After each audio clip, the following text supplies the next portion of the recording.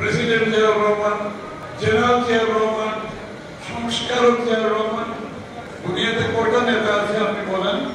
সবকিছু সংস্করণে একটা নেতা হয়েছে একটা লোক, খুব বেশি লোক বিশ্বে পাবেন না, যিনি মুক্তিযুদ্ধের ঘোষণা করেছেন, যুদ্ধ করেছেন, ওই দেশকে সংস্কার করেছেন, ওই দেশকে গণতন্ত্র ফিরিয়ে দিয়েছেন, ওই দেশের মানুষের ভাগ্য পরিবর্তন করেছেন, আধুনিক রাষ্ট্রে পরিবর্তন করেছেন।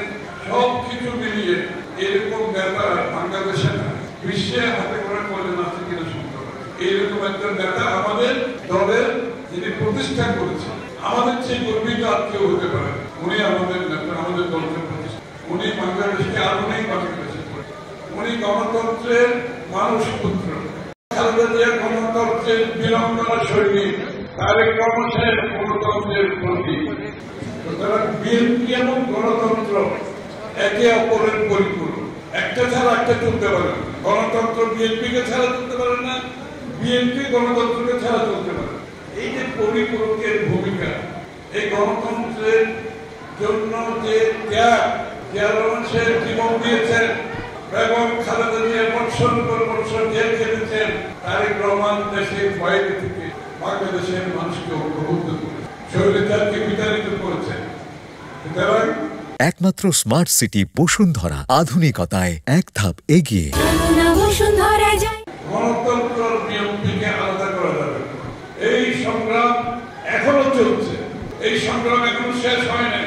এখনো কিন্তু আমরা গণতন্ত্রের সংগ্রামে জনাব তারেক রহমানের নেতৃত্ব দিয়েছি এবং গণতন্ত্রের বাহক হচ্ছে একটি সুষ্ঠু নির্বাচন, যেটার অপেক্ষায় আছে আমরা ফেব্রুয়ারির প্রথমার্ধে।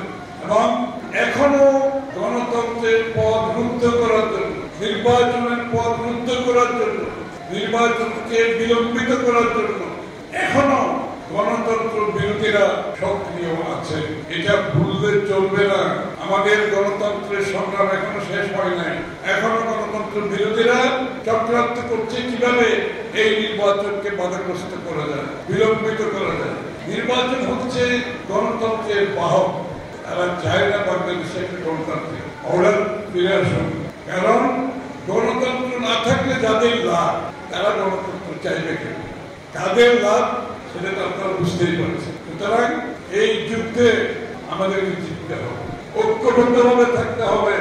সভাপতি সাহেব বলেছেন, যাকেই মনোনয়ন দেওয়া হবে ভালো মন্দ বিবেচনা করার এটা জনগণের।